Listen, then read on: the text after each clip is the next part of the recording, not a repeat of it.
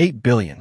That is how many times a single word gets typed into one search box today, somewhere on Earth, in the time it takes you to watch this video. Google will not charge you 1 rupee for a single one of those searches. No subscription, no login fee, no hidden line item buried in a terms and conditions page nobody reads. So here's the question worth sitting with for the next 10 minutes. If the product costs nothing, where does $2 trillion in company value actually come from? Keep that question in your head, because the answer is not what most people assume, and you will not see it coming until the very end.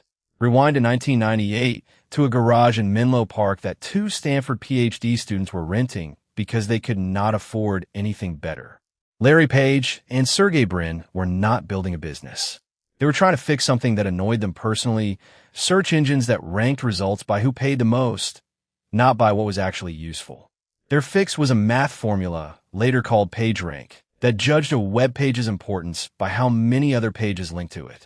It worked so well that within 2 years, students, researchers, and eventually everyday people were quietly abandoning every other search engine without anyone telling them to. There was just one problem nobody in that garage had solved yet. The better their product got, the more it cost to run, and it was not making a single dollar. That problem broke in the year 2000, with a launch so unremarkable that almost nobody outside the company noticed it happening. It was called AdWords, and the idea behind it was almost insultingly simple. Let a business pay to appear next to search results that already matched what someone was typing. Search for a plumber in Chicago, and a plumber in Chicago could buy that exact moment of your attention. Advertisers did not feel like they were interrupting anyone, because in a strange way, they weren't. They were showing up exactly when they were wanted.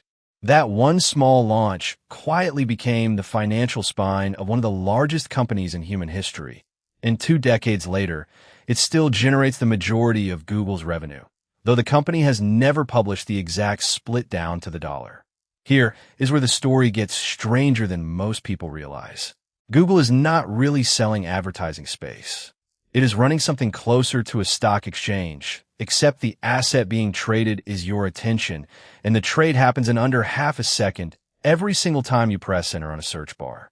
Advertisers bid against each other in a live auction you never see for the right to be the answer to your question. Win the auction, get the click. Lose, and you disappear instantly, replaced by the next bidder in line.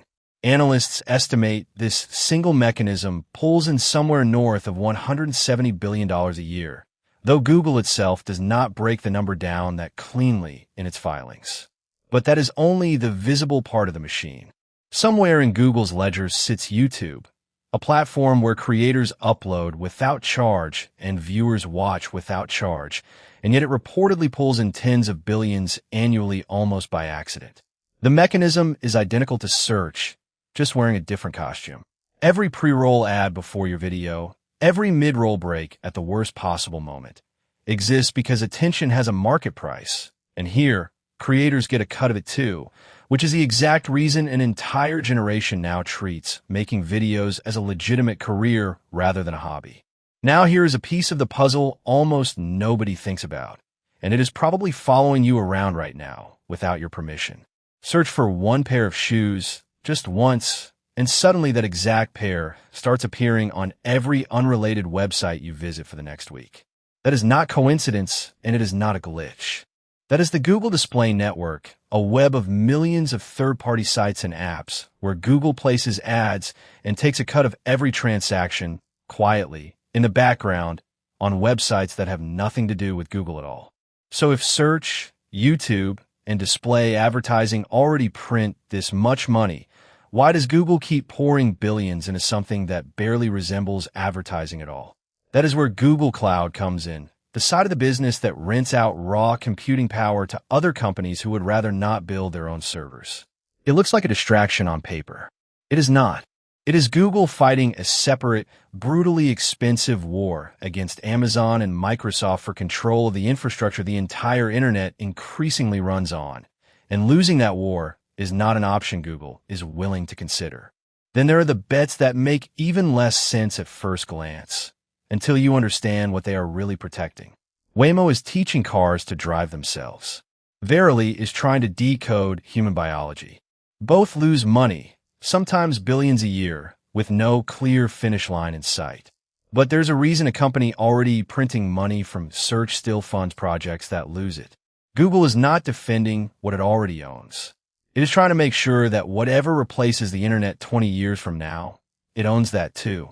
Naturally, none of this runs for free on Google's end, even if it feels free on yours.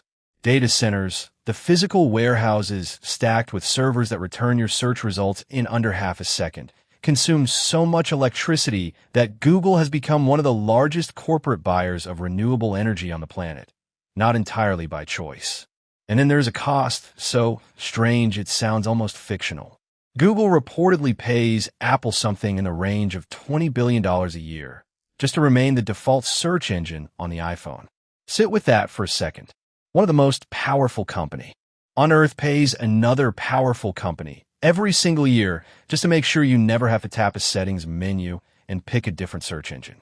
Which raises an uncomfortable question worth asking yourself right now.